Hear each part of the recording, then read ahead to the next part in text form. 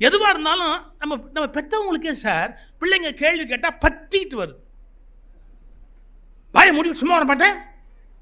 அவன் திருப்பி கேட்டானா நம்ம கதி என்ன ஆகுது? அன்னைக்கு நீ சும்மா இருந்தா அதுக்கு மேல நான் கேட்க முடியாது. அது என்ன பிள்ளைங்க வாயை திறந்தா நமக்கு அவ்வளோ வாய் போட்டு சும்மா தொணன்னு பேசிட்டு வரைய. இந்த அம்மாவுக்கெல்லாம் பையனை பிடிக்காம போனதுக்கு முக்கியமான காரணம் என்னன்னா அவன் அப்பா ஜாடையில் இருக்கான். அதுவே அவங்களுக்கு எரியுது. பத்த அப்படியே அவங்க அப்பனை உரிச்சிக்கிட்டு வச்சு வந்திருக்க. அவரை ஒன்றும் பண்ண முடியல. இவனையாவது 2 சாத்தணும். மூடு வாய பேசாது. அதே மாதிரி அப்பாவுக்கு என்ன கோபம்னா அம்மா ஜாடையில் பொம்பளை பிள்ளை பிறந்திருக்குது. சார் நான் சும்மா வேடிக்கைக்கு சொன்னேன், கொஞ்சம் ஆழமாக யோசிச்சு பாருங்க. பிள்ளைங்க கேள்வி கேட்குதா, சந்தோஷப்படுங்க. கேள்வி கேட்காம ஊமையா இருக்கா, ஐயோ எதிர்காலம் அதுக்கு வீணா போச்சேன்னு வருத்தப்படும். ஏன்னா எம்ஜிஆர் அவர்கள் ஒரு படத்தில் பாட்டில் வைக்கிறார், ஏன் என்ற கேள்வி இங்கு கேட்காத வாழ்க்கை இல்லைன்னு ஒரு பாட்டு வருமே, ரொம்ப அவசியம் சார். ஏன்? நியூட்டன் மரத்தடியில் உட்கார்ந்துருக்காரு, மேலேருந்து ஆப்பிள் விழுது. அவர் என்ன கேட்டார்? மேலேருந்து ஆப்பிள் விழுது, ஏன் அந்த ஆப்பிள் அது விழாமல் மேலே போகக்கூடாதா? அது ஏன் பூமியை நோக்கி விழுது? இந்த முதல் கேள்வியை கேட்ட போது தான் அவர் கண்டுபிடிக்கிறார் கிராவிடேஷனல் ஃபோர்ஸ், புவி ஈர்ப்பு சக்தி அப்படின்னு ஒன்றை கண்டுபிடிக்கிறார். சார் அன்னைக்கு ஆப்பிள் விழுந்த உடனே ஏன்கிற கேள்வியை நியூட்டன் கேட்காம இருந்திருந்தா கிராவிடேஷனல் ஃபோர்ஸுங்கிற அந்த கான்செப்ட் கிடைச்சிருக்குமா? எதுவாக இருந்தாலும் ஏன் அப்படின்னு கேட்பதை பற்றி ஒன்றும் தவறு கிடையாது, கேட்கணும்.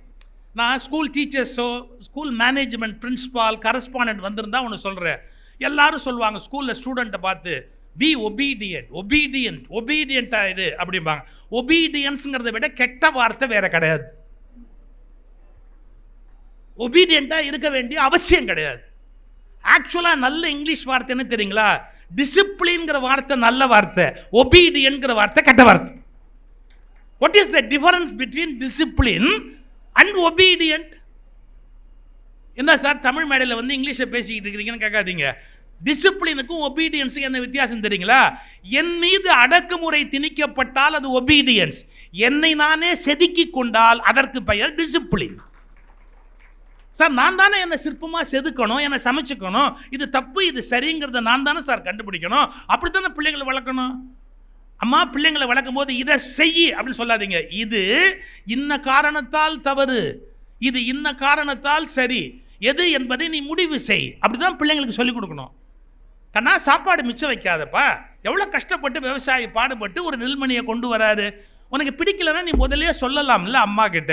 இதெல்லாம் இப்படி போட்டுட்டு இலையில போட்டு எந்திரிச்சு போறியப்பா, போகக்கூடாது கண்ணா, புரியுதா? இதை வேஸ்ட் பண்ணா நாளைக்கு நம்ம பசியாக இருக்கிற போது ஒருவேளை சாப்பாடு கிடைக்காம கூட போகலாம். அடுத்தவங்க உழைப்பை அவமானப்படுத்தக்கூடாது. தயவுசெய்து சாப்பாடை வேஸ்ட் பண்ணாத, சாப்பிடு. ரீசன் சொல்லணும், லாஜிக்கல் ரீசன்ஸை எக்ஸ்பிளைன் பண்ணணும். எதையுமே லாஜிக்காக நான் சொல்ல மாட்டேன், நான் சொல்கிறத நீ அப்படியே ஒபீடியண்ட்டாக கேளு அப்படின்னா கேட்க முடியாது. இப்போ எங்கள் வயசில் இருக்க சில பேர் ஒளருவாங்க. என்ன சொல்லுவாங்க தெரியுமா? நாங்கள்லாம் எங்கள் அப்பா அம்மாவை எதிர்த்து பேசணுமா அப்படின்னு. இந்த மடத்தனத்தை நானும் என் பிள்ளைகிட்ட கேட்டேன். அதாவது இப்போ நான் உட்காந்துருந்தேன் சோஃபாவில், என் மகளும் உட்காந்துருந்தா. அப்போ நான் திடீர்னு என் பொண்ணு அது கால் மேலே கால் போட்டு உட்காந்துருந்தேன். சின்ன பொண்ணு அப்பா கால் மேலே கால் போட்டு உட்காந்து, நீ எல்லாம் உட்காந்துருக்க கால் மேலே கால் போட்டு அப்பா முன்னாடி உட்காடுறேன். நாங்கள்லாம் எங்கள் அப்பா முன்னாடி நிற்க கூட மாட்டோம்மா, அப்பா இப்படி உட்காந்தா பின்பக்கமாக போவோம்மா, அப்பாட்ட பேசக்கூட மாட்டோம்மா, அப்பாவை கண்டா எங்களுக்கு அவ்வளோ பயம். என் பொண்ணு உடனே சொன்னா, அப்பா இதுதான் உங்கள் வீட்டில் நடந்ததுன்னா ஒன்று உங்ககிட்ட தப்பு இருக்கணும், இல்லை உங்கள் அப்பாட்ட தப்பு இருக்கணும். இப்போ நம்ம வீட்டில் எப்படின்னா நீயும் ஞானி நானும் ஞானியாக இருக்கிறோமா, அதனால இந்த தப்பு நடக்கலைன்ற. இவ்வளோ அருமையான பதில். நீயும் அறிவாளியாக இருக்க நானும் அறிவாளியாக இருக்கேன் பற்றியா, அதனால அந்த தப்பு நடக்கலப்பா அப்படின்னா கரெக்டு. நம்மளை பிள்ளைங்க எதிர்த்து பேசினா வருத்தப்படாதீங்க. எதிர்த்து பேசுகிற பிள்ளைகள் வாழ்க்கையில் எப்படியாவது பிழைத்துக் கொள்ளும். எதிர்த்து பேச தெரியாத குழந்தைகள் உலகத்தில் தோற்று போய் நாளை பிச்சை எடுக்கும். நமக்கு எதிர்த்து பேசக்கூடாதுன்னு நினைக்கிறோம், தவறு. நான் ஏன் அதை செய்யணும், ஏன் அதை செய்யாமல் இருக்கணும், ரீசன் கேட்கும், சொல்லணும். நம்மால் ஏன் சொல்றது இல்லைன்னு நினைக்கிறீங்களா? தெரியல. பதில் தெரிஞ்சா இவன் என்ன வச்சுக்கிட்டா வஞ்சனை பண்றான், இவனுக்கே தெரியல. சார் நான் லண்டன் போயிருந்தேன். லண்டனில் ஈழத்தமிழர்கள் நிறைய பேர் இருக்காங்க. ஒரு கோயிலில் எனக்கு பேச்சு. அப்போ கோயிலில் அபிஷேகம் நடக்குது, ஸ்க்ரீன் போட்டு அபிஷேகம் பண்ணுவாங்க இல்லையா. ஆனால் ஸ்க்ரீனை விலக்கிட்டு பால் அபிஷேகம், பன்னீர் அபிஷேகம் எல்லாம் பண்ணாங்க. இது அது பண்ணும்போது இந்த குழந்தை அவங்க அம்மாவை கேட்குது. என்ன கேட்டது? What is going on mummy, what is going on? உடனே அந்த அம்மா இங்கிலீஷில் சொன்னாங்க, Swami is taking bath. Swami is taking bath. Oh very nice. அந்த குழந்தை எப்படி பார்த்துக்கிட்டே இருந்தது. அப்புறம் டேக்குன்னு ஸ்க்ரீன் போட்டுட்டு நைவேத்தியம் கொடுப்பாங்க இல்லையா, ஓம் பிராணாய ஸ்வாஹா அபானாய ஸ்வாஹா.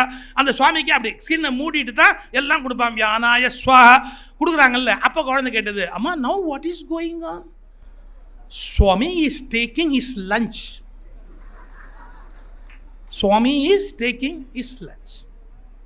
அந்த குழந்தை ஒரு கேள்வி கேட்டது, அம்மா நாமெல்லாம் குளிக்கிறதா இருந்தால் தான் ஸ்க்ரீன் போட்டுட்டு குளிப்போம், சாப்பிட்றதா இருந்தால் திறந்து வச்சு திம்போம். சாமி ஆப்போசிட்டாக பண்ணுது, அம்மா குளிக்கும் போது திறந்து வச்சுக்கிட்டு குளிக்குது, சாப்பிடும் போது கதவை மூடிக்கிட்டு சாப்பிடுது. Is it correct? உடனே அந்த அம்மா நம்ம இந்திய தாயோட குணம், வாயை மூடிக்கிட்டு சும்மா. நான் இதைத்தான் சொல்கிறேன், பல உங்களுக்கு பதில் தெரியல, அதனால கேள்வி கேட்டால் கோபம் வருது. உடனே என்ன சொல்லுவாங்க, இவர் பழைய ரிலீஜியஸ் விஷயங்களுக்கு எதிரியாக இருக்கிறாரு. உன்னை விட ஆழமாக படித்தவன்டானா? வைணவம் படித்தவன், சைவம் படித்தவன், ஆழ்வார் பிரபந்தங்கள் படித்தவன், நான் அத்வைதம் படித்தவன், துவைத்தம் படித்தவன் தெரியுமா? ஒன்றும் படிக்காமல் நான் வந்து விமர்சனம் பண்ணுறதுக்கு வரல சார். ராமானுஜர்னு ஒரு மகாமுனிவர் இருந்தார்ல, அந்த ராமானுஜர் அவருடைய குருவுக்கு தலையில் எண்ணெய் வச்சு தேய்ச்சிக்கிட்டு இருக்கிறாரு. நடந்த வரலாறு. அவங்க குரு தலைமையில் எண்ணெயை வச்சு தேய்ச்சி குளிப்பாட்டுறாரு குருவுக்கு பணிவிட. அவர் தலையில் எண்ணெய் தேய்ச்சிக்கிட்டே பாடம் நடத்துறாரு. அப்போ ஒரு பாடம் சொல்லி கொடுக்குறாரு. ஒரு ஸ்லோகம் வருது, திருமாலுடைய கண்கள் எப்படிப்பட்ட கண்கள் அப்படின்னு வருது. அதில் வடமொழியில் கபி அப்படின்னு ஒரு வார்த்தை வருது. கபி அப்படிங்கிற சொல்லுக்கு 2 அர்த்தம் உண்டுங்க. என்ன 2 அர்த்தம் அப்படின்னு கேட்டிங்கன்னா, தாமரை கபிஸ்தலம், குரங்கு இருக்கிற இடம், குரங்காடு துறை அப்படிங்கிற முறையில் குரங்குன்னு ஒரு அர்த்தம் உண்டு. இன்னொன்று சூரியனால் மலர்த்தப்படுகிற தாமரை அப்படிங்கிற ஒரு கணக்கில் அதுக்கு கபிங்கிற வார்த்தை பயனில் வரும். அந்த ஸ்லோகத்தில் அப்படி வருது. இந்த பாருங்களேன், தலையில் எண்ணெயை குருவுக்கு வச்சுக்கிட்டு இப்படி ராமானுஜர் தேய்க்கும் போது அந்த கபிங்கிற வார்த்தையை சொல்லிட்டு, அவர் வந்து சிவன்கிட்ட ஈடுபாடு உடையவர், பெருமாள் மேலே மரியாதை இல்லாதவர்.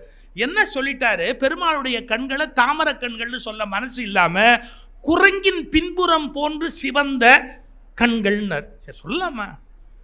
குரங்குனுடைய குதம் அது சிவப்பா இருக்கும், இளம் சிவப்பா, அந்த நிறத்தை கண்ணுக்கு ஊமையா சொல்லலாமா? ஒரு இறைவனுடைய கண்கள் எவ்வளவு கருணை மயமானவை, எவ்வளவு அழகானவை, அந்த கண்ணுக்கு இப்படி ஓமி சொல்லுவாங்களே யாராவது? அவருக்கு பெருமாள் ஆவாது. அதனால என்ன சொல்லிட்டாரு அவரு, குரங்கின் பின்புறம் போன்ற கண்கள் அப்படின்னு பாருங்க. ராமானுஜருக்கு அப்படியே கண்ணுலேருந்து அமிலம் கொட்டுது, அழுக. இவர் தோல்ல பட்டோன்னே என்ன சூடா தண்ணி வருதுன்னார். உங்கள் உரை தவறுன்னார் ராமானுஜர். என்ன நீ பெரிய அறிவாளியா, என்ன விட எங்கிட்ட படிக்கிற சிஷ்யப்ப என்ன பெரிய ஆள் மாதிரி பேசுற அப்படின்னா, உங்க உரை தவறு. பின்ன என்ன உரை? அதை பிரித்து சொன்னாரு. சூரியனால் மலர்த்தப்படுகிற தாமரையை ஒத்த கண்கள், கரெக்ட் உரை. தாமரைக்கு ஒரு இளம் சிவப்பு நிறம் உண்டு, அது பெருமாளுடைய கண்ணுக்கு பொருந்தும். இந்த உரையை சொன்ன உடனே அவர் உடனே என்ன சொன்னார், வெளியே போ. இதுதான் சார் சிக்கல். நம்ம மாணவன் ஒரு விஷயத்தை சரியா சொன்னா ஏத்துக்கிற பக்குவம் ஆசிரியர்களுக்கு வரணும். ஈகோ முன்னாடி சார், உனக்கு உண்மையான கல்வி இருந்தா நீ ஈகோவே வராது சார். உண்மையான கல்வி ஒருத்தனுக்கு இருந்தா ஈகோவே வராது சார். கற்றது கைமண் அளவு, கல்லாதது உலகளவு அப்படிங்கிற ஒரு தெளிவு இருக்குமா இல்லையா? அவங்க ஆதியாருக்கு அவ்வளோ ஈகோ போவெளியில. அவர் சொன்னாரு, இவ்வளவு தப்பா சொல்லிக் கொடுக்குற உங்ககிட்ட படிக்கிறத விட வெளியே போறது உத்தமம்னு போயிட்டு முடிஞ்சு போச்சா. ராமானுஜர் அவருடைய குருவை எதிர்த்து ஒன்று நின்னார். பின்னால ஆழ்வார்கள் பாசுரத்துக்கு அவர் விளக்கம் எழுதுறாரு. யாரு? ராமானுஜர் விளக்கம் சொல்றார். அவர் பெரிய மகாமுனிவரா வளர்ந்தாச்சு. அவருக்கு நிறைய சீடர்கள் வந்துட்டாங்க. கூரத்தாழ்வான், கிடாம்பி ஆச்சான், இது மாதிரி நிறைய சீடர்கள் ராமானுஜருக்கு உருவாயிட்டாங்க. அப்ப ஒரு பாசுரத்துக்கு அப்படி கண்ணை மூடிட்டு ராமானுஜர் அர்த்தம் சொல்றாரு. இந்த பாட்டை சொல்லிட்டு இதான் அதுக்கு பொருள் அப்படின்னு சொல்றாரு பாருங்க. அவர் சிஷ்யன் சொன்னா உரை தவறு, உரை தவறு அப்படின்னா ராமானுஜருக்கு கோபம் வந்துருச்சு. உனக்கு தெரியுமா, எனக்கு தெரியுமா, நான் ஆசிரியர், நீ மாணவர், எழுது பேசாம முடியாது. பட்டோலை கொள்ள மறுத்தார். பட்டோலை கொள்றதா எழுதிக்கிறது. பட்டோலை கொள்ள மறுத்தார். இல்ல நீ என் குருவா கூட இருக்கலாம், இந்த உரை தப்பு, எழுத மாட்டேன், எழுத முடியாது அப்படின்னார். ராமானுஜருக்கு கோபம் வந்துருச்சு. இப்படி காலால எட்டி சிஷ்யனை உதைச்சார். அவன் போய் சவுத்துல மூலையில போய் விழுந்தான். நீங்க பண்ண ராமானுஜர் வரலாறு எடுத்து படிச்சு பாருங்க. எட்டி உதைச்ச உதையில அவன் மூலையில போய் விழுந்துட்டான். அப்படியே ராமானுஜர் எந்திரிச்சு போயிட்டார், கோபத்தில் எந்திரிச்சு போயிட்டார். ராத்திரி தூங்க போற போது யோசிக்கிறார், நம்ம சிஷ்யன் சொன்னானே ஒரு உரை, நாம் அவனை எட்டி உதைச்சிட்டோமே, அவன் சொன்ன உரை சரியா இருக்குமா, நம்ம சொன்ன உரை சரியா இருக்குமா, யோசிச்சு பார்த்தார். நல்ல மனுஷன் இல்லை, அவருக்கு ஒன்று புரிஞ்சு போச்சு. சே நான் தான் தப்பா சொல்லிட்டேன், உரை என் சிஷ்யன் சொன்னது தான் கரெக்டு அப்படின்னு காலையில் எந்திரிச்ச உடனே சார் சிஷ்யங்கிட்ட மன்னிப்பு கேட்கணும்னு வந்தார். அவர் என்ன நினைச்சாரு, நம்ம எட்டி உதைச்சிட்டோம், அவன் இந்நேரம் வீட்டில் எந்த வேலையில் இருப்பானோன்னு நினச்சிக்கிட்டு வீட்டுக்குள்ளே நுழைஞ்சா நீங்கள் நம்புறது கஷ்டம். எட்டி உதைச்ச போது எந்த இடத்துல விழுந்தானோ அதே இடத்துல படுத்திருக்கோம். இவர் கேட்டாரு, ஏண்டா நேற்று ராத்திரிலேருந்தா இதே இடத்துல இருக்கிற அப்படின்னார். ஆமாம். ஏன் அப்படின்னு கேட்டாரு. ஒரு விளக்கு மாறு வீசி எறிந்த இடத்தில் இருத்தல் போல் குரு வீசி எறிந்த இடத்தில் இருந்தேன். எவ்வளோ பெரிய விளக்கு மாற்ற அப்படி தூக்கி அப்படி அடிச்சிங்கன்னா அது எங்கே கிடக்கும்? அது மாதிரி நீ எனக்கு எஜமானன், நான் உனக்கு விளக்குமாறு, நீ எங்கே எரிஞ்சியோ அதே இடத்துல கிடக்கிற. ராமானுஜர் அழுது அழுது அவனை அப்படியே ஆற தழுவி சொன்னார், நீ எனக்கு குரு, நீ எனக்கு குரு, நீ சொன்ன பாடம் தான்டா சரி, நான் தப்பா சொல்லிட்டேன், உன்னை எட்டி வேற உதைச்சிட்டேன், ராத்திரி எல்லாம் பட்னியா கிடந்திருக்கிறீங்க, நான் எப்படி இந்த பாவத்தை தொலைப்பேன் அப்படி. அப்ப நீங்க ராமானுஜர்கிட்ட என்ன புரிஞ்சுக்கணும்? நான் ஆசிரியராக இருப்பதாலேயே நான் சொல்வதை எல்லோரும் ஏற்றுக்கொள்ள வேண்டும் என்று பொருள் அல்ல. எப்பொருள் யார் யார் வாய் கேட்பினும் அப்பொருள் மெய்ப்பொருள் காண்பது அறிவு. அவன் சொல்றது கரெக்டா இல்லையா? யாராவனர், நீ யாராவனர், எனக்கு அதை பத்தி கவலையே கிடையாது. இந்த உணர்வு தான் கேள்வி கேட்கறது. ஏன், எதுக்கு, அது எப்படி அப்படி நடந்தது, ஏன், இந்த கேள்விகளை கேட்கிற போதுதான். இப்ப சொல்லி கொடுத்துட்டு போட்டுமா, கேள்விகள் கேள்விகள் அறிவுலகத்தை திறக்கிற சாவிகள். கேள்விகள் அறிவுலகத்தை திறக்கிற சாவிகள். எல்லாத்தையும் நீங்க கேள்வி கேட்டு பார்க்கணும். எதனால பூகம்பம் வருதுன்னு, ஐயோ பூகம்பம் வருதான், நம்ம ஊடெல்லாம் பூகம்பம் ஏன் வருது சார்? மேல இருக்கிற அந்த பிளேட்டு, பூமியோட பிளேட்டு நகருது. நகர்ற பிளேட்டு என்ன ஆகும்? இமயமலை வளருதுன்னா வளரலடா. இது ஒரு பிளேட்டு, அது ஒரு பிளேட்டு. ஏசியன் பிளேட்டு வேற, நம்முடைய இந்தியன் அந்த நார்த் சைடு பிளேட்டு வேற. அது ரெண்டும் போய் முட்டை ஒரு எல்லைக்கு மேலே அதால் நிற்க முடியாது, இப்படி முட்டுறது. அப்போ இப்படி மேலே நோக்கி இப்படி போகுது. அப்படித்தான் இமயமலை வளர்ந்தது. ஓ, அப்போ ரெண்டும் ஒன்னோட ஒன்று மோதுற போது பூகம்பம் வரும். இந்த பூகம்பத்தினால என்ன நடக்கலாம்? என்ன வேணாலும் நடக்கலாம். இது ரொம்ப அழுத்தம் கொடுக்குற போது கடல் எங்கேருந்தோ இந்தியாவுக்குள்ள போகலாம். இப்ப இல்ல, சில லட்சம் வருடங்களுக்கு பிறகு ஏதோ நடக்குங்கிறான். கடல் உள்ள வந்துருங்கிறான் கம்ப்ளீட்டா. ஆப்பிரிக்க கண்டம் அதே மாதிரி ரெண்டா பிளக்க போகுதுங்கிறான். ஆப்பிரிக்க கண்டம் இப்ப இருக்கிற வடிவத்தில் இருக்காது, ரெண்டா பிளக்க போகுதுங்கிறான். உண்மை. எத்தனையோ நாடுகள், எத்தனையோ கண்டங்கள் முன்ன இருந்த மாதிரி இல்லை. அது எத்தனையோ மாறி மாறி நடந்து கொண்டே இருக்கிறது. அதனால தான் நான் எப்பவுமே சொல்றது, இது யாருடையதுன்னு கேட்காத, இது எப்போது யாருடையதுன்னு கேளு. எப்படி? இது எப்போது யாருடையதுன்னு. சார், கீதையிலேயே என்ன கற்றுக் கொடுத்தான் தெரியுங்களா?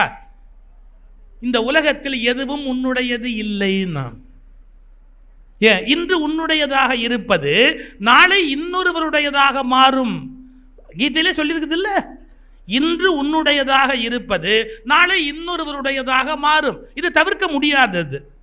ஆனா இந்த கேலண்டரை ஒரு பினான்ஸ் கம்பெனிக்காரன் கொடுத்தது தான் தப்பு.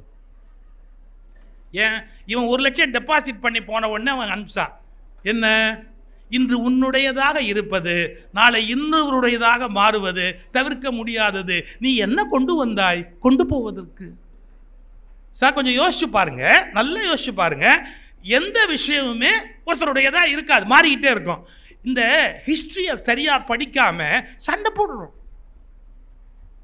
பிளைனா சொல்றேன், எனக்கு எந்த பயமும் கிடையாது, எந்த தயக்கமும் கிடையாது. நான் சொல்றேன், இந்தியாவில் 3 விதமான படையெடுப்பு நடந்தது. முதல்ல நடந்தது ஆரியன் மைக்ரேஷன், கலாச்சார படையெடுப்பு.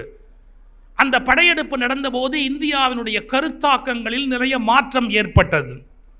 அது மிகப்பெரிய கொடும் போராக நடந்ததா என்று தெரியவில்லை, சுவடுகள் இல்லை. ஆனாலும் அதில் ஏதோ மிகப்பெரிய குழப்பம் நடந்து விட்டது. அந்த பெரிய மாற்றத்துக்கு பிறகு இந்தியாவிலே அந்நியர்கள் ஊடுருவல் இல்லை. ஆனால் ஒரு காலத்தில் இஸ்லாமிய படையெடுப்பு நடந்ததுங்கிற வரலாற்றை நம்ம மறுக்க முடியாது. இஸ்லாமிய படையெடுப்பு என்பது நடந்தது. பாபருடைய ஆட்சி ஏற்பட்டது.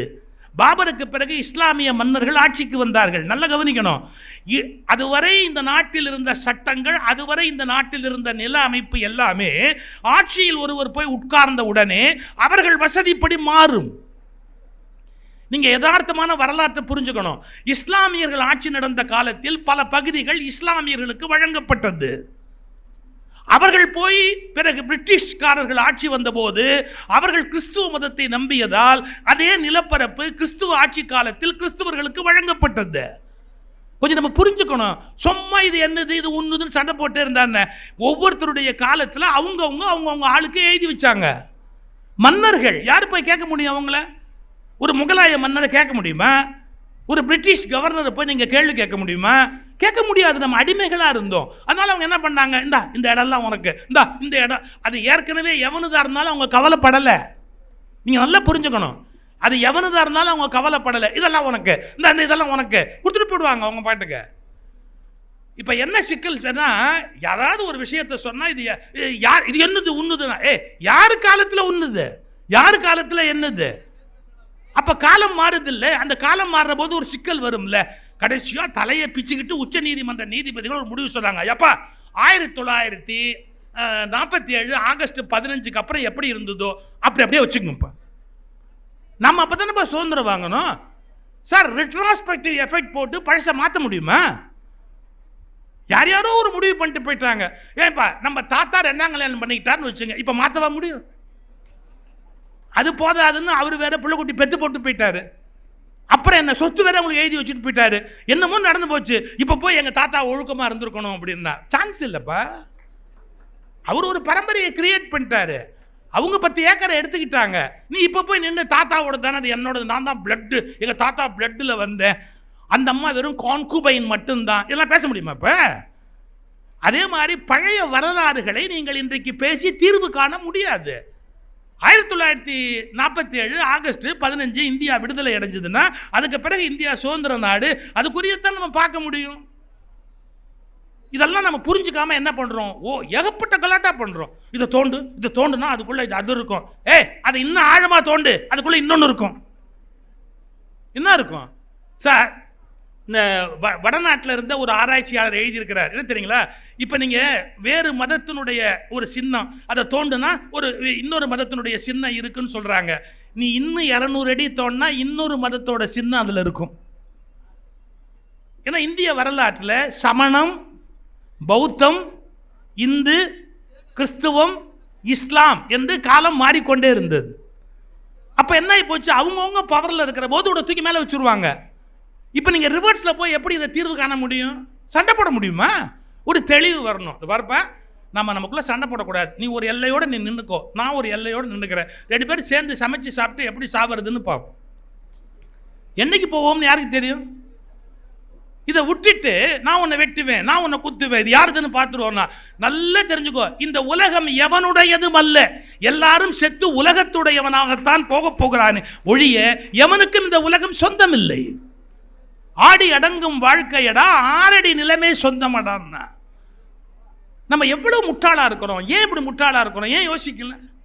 நீங்க கொஞ்சம் படிப்படியா மேலே போகணும். எப்படின்னா, ஒரு இங்கிலீஷ் கதை, இதே மாதிரி ஒரு இங்கிலீஷ் கதை. ஒரு பைப்பர்னா உங்களுக்கு தெரியும், வாசிச்சுக்கிட்டே போவாங்க. அந்த இங்கிலீஷ் பழக்கம் அது. அவன் ஒரு நாள் விடிய காலையில் ஒரு 5-5:30 மணிக்கு வயக்காட்டு வழியாக பைப் வாசிக்கிட்டே போகிறான். 2 நண்பர்கள் விவசாயி, பக்கம் வீட்டில் இருந்தவங்க, அவங்க நிலத்துக்கு போய் வேலை செய்கிறாங்க. இந்த பாருங்க, இந்த பக்கம் நிலத்தில் ஒருத்தன் வேலை செய்கிறான், அந்த பக்கம் நிலத்தில் ஒருத்தன் வேலை செய்கிறான். இந்த பைப்பர் அப்படி வாசிக்கிட்டே போகும்போது இவன் இந்த சைடுலேருந்து அவனை இப்படி பார்த்தான். அரே என்னமோ வாசிக்கிறான். அவன் அந்த சைடுலேருந்து இவனை பார்த்தான். ஐயோ என்னமோ வாசிக்கிறான். அப்படியே வாசிக்கிட்டே வந்தவன் இவங்க 2 பேரையும் தாண்டி அந்தாண்ட போய் அப்படியே போயிட்டான். பாருங்க, அப்படியே பார்த்துட்டானுங்க, முடிஞ்சு போச்சு.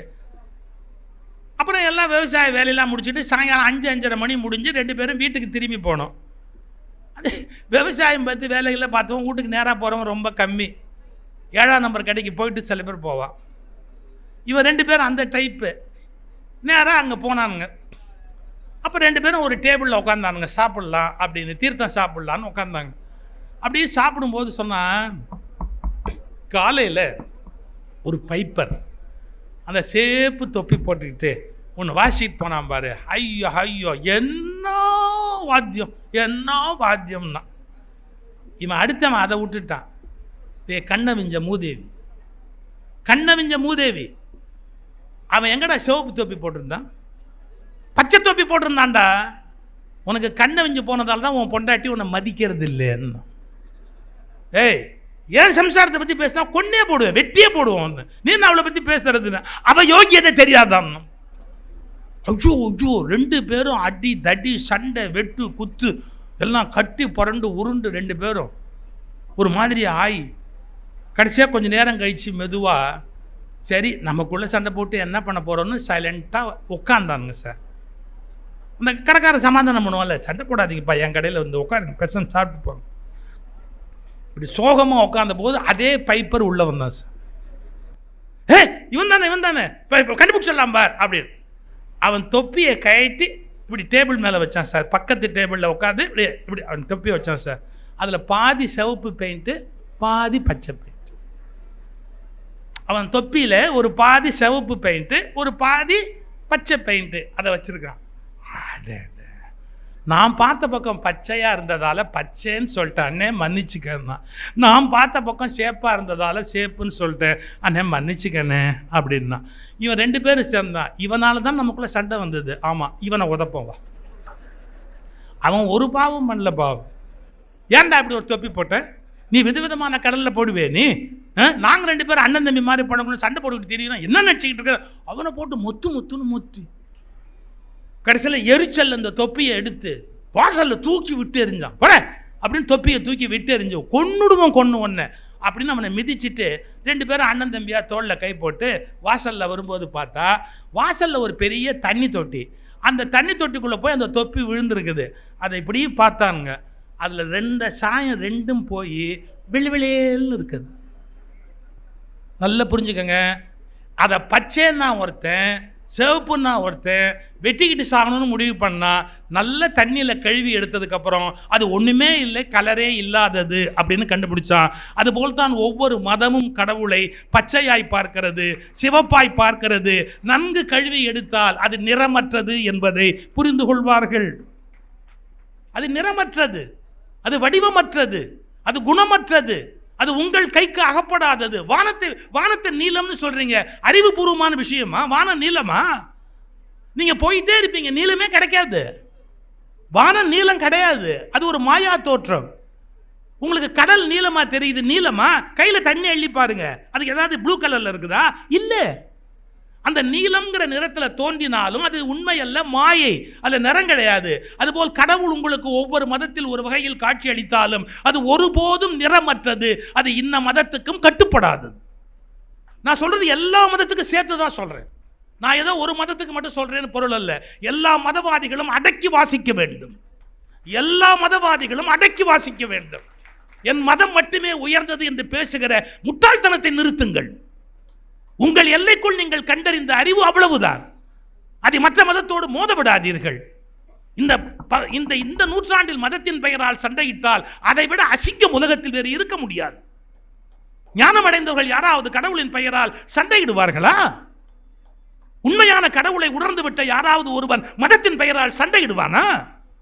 அது பைத்தியக்காரர்கள் செய்ய வேண்டிய வேலை. நாம் ஏன் அதை செய்ய வேண்டும்? கேட்கணும். அப்ப இதோட நின்று போயிடுவேன். அது எப்படி உருவாச்சு? ஏன்? எதுக்கு? எப்படி? இந்த மாதிரி மாறி மாறி மாறி கேள்விகளை கேட்க கேட்க தான் நமக்கு ஒரு விடை, பெரிய ஆழமான ஒரு விடை தெரிவதற்கு வாய்ப்பு இருக்கும். இப்போ ஒரு ஆபத்து சொல்றானா, ஒரு எல்லை வரையில் நீங்கள் படிக்கணும். இப்போ புத்தக கண்காட்சி எதுக்கு வச்சுருக்காங்க? படிக்கணுங்கிறதுக்காக வச்சுருக்காங்க. வாங்குங்க, இந்த புத்தகத்தை படிங்க, அந்த புத்தகத்தை படிங்க, 100கணக்கான புத்தகத்தை படிங்க. நான் வேணான்னு சொல்லலை. ஆனால் ஒரு எல்லைக்கு அப்புறமா ஒரு ஆபத்து ஒரு சொல்லட்டுமா? எல்லாத்தையும் அறகுறையாக படித்தவனை விட ஆபத்தானவன் இந்த உலகத்தில் வேற எவனுமே இல்லை. ஏன்னா அவன் எல்லாத்தையும் அறகுறையாக படித்து வச்சுருப்பான். Very dangerous. அதனுடைய கடைசி ஆழத்துக்கு அவன் போயிருக்க மாட்டான். அந்த எக்ஸ்ட்ரீம் அந்த லெவல் இருக்குல்ல, அந்த இன்டெப்த் நாலேஜ் அதுக்கு போயிருக்க மாட்டான். சிம்பிளி ரீடிங், எல்லாத்தையும் படிப்பான், மனசில் தூக்கி அப்படியே போட்டுக்குவான், அவன் பாட்டுக்கு ஒப்பிச்சுக்கிட்டு திரிவான். அதனுடைய ஆழத்துக்கு போனாதான் இதுக்கும் அதுக்கும் வேறுபாடு இல்லைங்கிற தெளிவு அவன் அடைய முடியும். ஸோ அறகுறையாக படித்தவன் பெரிய பெரிய ஆபத்தானவன். அது மாதிரி இன்னொரு வார்த்தையை சொல்லிட்டு போகிறான், ரொம்ப யோசிக்கிறவன் உருப்படியாக ஒரு காரியம் செய்ய மாட்டான். ரொம்ப யோசிக்கிறான் பாருங்க. சில பேர் ஹோட்டல்லே போய் உட்காந்து என்ன சாப்பிட்றேன் கொஞ்சம் யோசிச்சோம். ஏய், ஹோட்டலில் யோசிக்கிறதுக்கு என்ன இருக்குது? ஒரு 10 ஐட்டம் இருக்குது, எதை தின்னாலும் பேதி போகுது. அது இதுவா என்ன ஹோட்டலில் ஒரு 10 ஐட்டம் தான் மொத்தமாக இருக்க போகுது. எது அண்மை காலத்தில் போட்டதோ அதை கொண்டாப்பா, ரீசெண்ட் ப்ரொடக்ஷன் அதை கொண்டா, எக்ஸ்பைரி டேட்டோட கொண்டாந்துடாது. இவ்வளோதானே நம்ம வேலை. எதுக்கு சொல்ல வரேன், ரொம்ப யோசிக்கிறான்னு வச்சுங்க ஒருத்தன், ஒரு காரியம் செய்ய மாட்டான். சில பேர் ரோட்டிலே நிற்பான், லெஃப்டில் போகிறதா ரைட்டில் போகிறதா, லெஃப்டில் போனால் அந்த வேலையெல்லாம் முடிச்சுக்கலாம், ரைட்டில் போனால் இந்த வேலையெல்லாம் முடிச்சுக்கலாம். ஆனால் லெஃப்டில் டிராஃபிக் ஜாஸ்தியாக இருக்கும்ல, ஆமாம். பட் ரைட்டில் போனால் ஒன்றுமே நம்ம வாங்க முடியாது இல்லை, ஆமாம். ரைட்டில் ரொம்ப சுற்றி போக வேண்டியிருக்கும்ல, ஆமாம். அப்போ லெஃப்ட்லேயே போயிடலாமா, போயிடலாம், நின்று போக வேண்டியிருக்கும். இந்த பையன் கடைசி வரைக்கும் நகரவே மாட்டான். ஒரு அளவு தான் யோசிக்கணும். நான் ஒரு வார்த்தை சொல்கிறது உண்டு, இந்த வாழ்க்கை ஒரு பெரிய புதிருங்க, இந்த வாழ்க்கை ஒரு பெரிய சஸ்பென்ஸுங்க, இந்த வாழ்க்கை ஒரு பெரிய மர்ம நாவலுங்க, இந்த வாழ்க்கை ஒரு முடிவில்லாத அதிசயங்க. நீங்கள் இந்த காட்டுக்குள்ளே பூந்து வெளியில் வரும்போது எல்லாம் தெரிஞ்சுதான் நான் ஸ்டெப்பு வச்சு போவேன்னா சான்ஸே இல்லைங்க. கடவுள் உங்களுக்கு ஒரு சின்ன கை விளக்கு கொடுத்துருக்கிறாரு, அந்த கை விளக்கால் பாருங்கள், ஒரு 10 அடி தூரத்துக்கு பாம்பு இல்லை பல்லி இல்லைன்னா புறப்பட்டுருங்க. இந்த காட்டோட 15,000 மைலும் எனக்கு தெரிஞ்சுதான்னா நீ ஜென்மத்துக்கு போக மாட்டேன். என்ன ஒரு 10 அடி 15 அடிக்கு போகிறதுக்கு ஒரு டார்ச் லைட்டு கையில் இருக்குது, வச்சுக்க தைரியமாக போயிட்டே இரு. உனக்கு கொடுத்த அறிவை வச்சு பயணத்தை ஆரம்பி. அதை விட்டு எல்லாம் கம்ப்ளீட்டாக தெரிஞ்சுட்டு தான் நான் வீடு கட்டுவேன்னா அவன் வீடே கட்ட மாட்டான். வீடு கட்டினா ஏமாற்றுவாங்க, யார் கட்டினாலும் ஏமாற்றுவாங்க, யார் கட்டினாலும் ஏமாற்றுவாங்க, யாரை கட்டினாலும் ஏமாற்றுவாங்க.